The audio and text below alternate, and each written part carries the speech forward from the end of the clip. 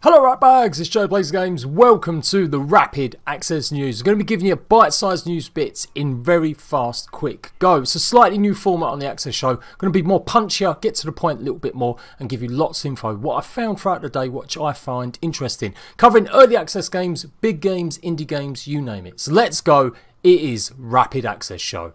You can see in the background World War III, a brand new first-person shooter made by an indie development team. Farm 51 have launched 4 or 5 days ago. I'm reporting on this now because they had some significant problems. As you would expect, an early access game, especially an indie one, doing something on this scale, it looks fantastic. I've covered this a good while ago. I told you guys to put this on your radar last year, in fact.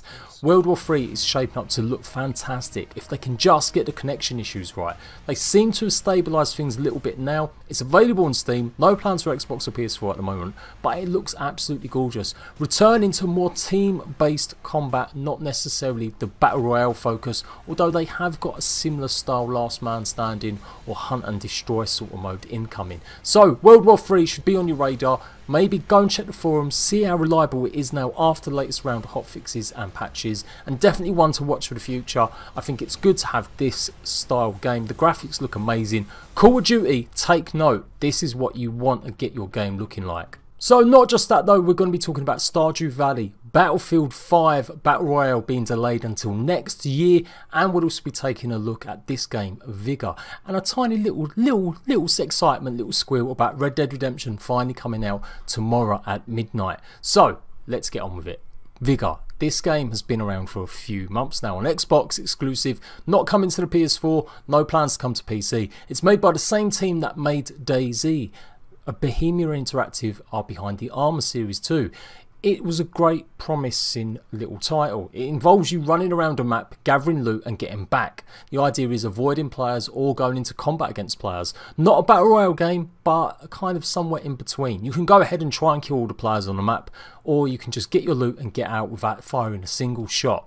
It had promise. The only problem was it was janky as fuck.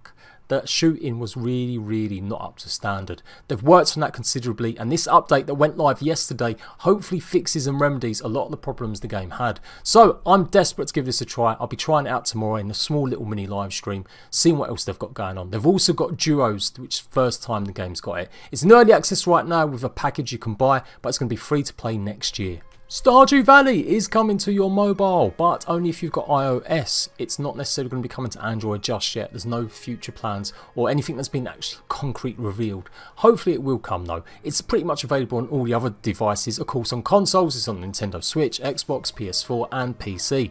Stardew Valley is a fantastic little farming game. It's only $8 on the iOS store, and it's not simply some watered down version, it's the full game. You can import your PC saves to your iOS version. The only thing it doesn't have is multiplayer. It's going to have the night market, which is a fresh update from 1.3, but not the multiplayer that's still currently being worked on for consoles. So if you want a break from all of that shooting, then go ahead and download Stardew Valley. Absolutely one of the best time sinks you can have. So Battlefield 5 is just finding it harder and harder to get itself a foot in the door with so much backlash against EA Games and to some extent DICE. It really does look like they've got an uphill struggle to be successful this year. Now this may actually help them out, delaying their Battle Royale version Firestorm until spring, March next year. I say that because with the popularity of Call of Duty absolutely killing it for the first time, well not first time but in a while, people are talking good things about Call of Duty in general. And Blackout is absolutely the top of that good things pile. So why are they going to try and compete with them? They're already going to be delaying their game. They're not coming out till November. So they've decided to give it a bit of an extra breathing space. It was never meant to come out at launch. It was always scheduled to come out sometime afterwards. But we all presumed it would be like maybe a month, maybe January. But March is a good 3-4 months after full release. It's all part of their Tides of War. And the Tides of War content doesn't start for 2 weeks until the game has actually been launched. You'll be able to play multiplayer, but this idea that you've got daily, evolving, weekly content won't be in the game until 2 weeks after the launch of Battlefield 5. By the time it does come out, I think the hype will have died down from Blackout. Unless the Call of Duty devs have absolutely just been killing it with content all the time, it may be a good time to launch their version so it doesn't attract as much negativity. And Battle Royales are getting overplayed now. Even though there's still not that many on console, there are just everywhere, and I think everyone is starting to get a bit sick of them. Is it a good idea to just let its normal multiplayer breathe, the single player campaigns breathe, which of course it has versus COD and no single player? And in general, how do you feel about battle royales hitting these games after playing Blackout, which has been a real success? Can EA Games pull it off?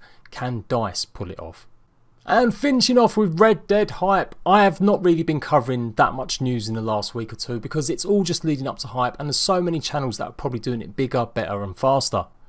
But it doesn't mean I'm not going to be playing it. I will be. I'm going to be doing the bulk of it on Twitch. But I love this infographic commercial, and despite the many problems that Red Dead or Rockstar are facing at the moment with a bit of a backlash at their working conditions, there's no doubt about it, all that hard work is going to be for the world to see come Friday. Take a look at some of these stats. 1,000 people have worked on the game. That's across 5 studios compared to 800. There's going to be 50 plus weapons versus 30. 200 animals versus 38. Now bearing in mind a lot of them may just be different horses, but still that's a staggering amount. 700 voice actors compared to 100 for the original. And the file size is considerably larger. I've just literally pre-ordered it and it is definitely over the 90 GB mark. That's going to be even bigger on the PS4. Also take note, if you've got a physical copy edition, you are going to have to actually download it on a separate disc. They've got an installation disc like old school games back in the day. So one game to install it and another game to actually play it. If you're trying to still work out how you're going to get your copy of Red Dead, here's a few little tips for you. In America, Target are offering you the chance to pick it up Thursday night, so you'll be able to pick it up, download it all, ready for when it goes live or whenever the midnight goes. Game for Call of Duty opened their stores actually up till 8 PM instead of midnight so that people could buy Call of Duty and go and install it. But it looks like they're only going to be offering midnight openings for the moment. So as soon as it goes midnight in the UK on Thursday night, you can actually go and pick up your copy of Red Dead and play it in the early hours of Friday morning. There is going to be a day 1 patch. So that update, day 1 patch, you don't necessarily have to download. If you're playing offline, you can just play your physical copy edition. But if you want to absolutely get the best experience, you will need to download that day 1 patch. If you're a streamer, a YouTuber, you're planning on covering it, you can basically do it midnight from whatever region you're in. So as soon as it's midnight in Australia, everyone else in the world can start streaming it or uploading content on it without getting any copyright strikes. So I'm going to do it, guys. I'm going to live stream it. I may do it on YouTube to kick things off at midnight, and then I may do the rest of the game on Twitch. So if you want to see me live stream Red Dead, absolutely hit that like button. Tell me in the comment section down below, and we'll do what I did with Fallout, a 4-hour stream. So there we go, that is the Rapid Access show done and dusted. Come and join my Discord if you want to keep up to date with loads of game information. Look how many channels we've got going on. We post everything we find from social media, forums, you name it, and we just talk about our favourite games.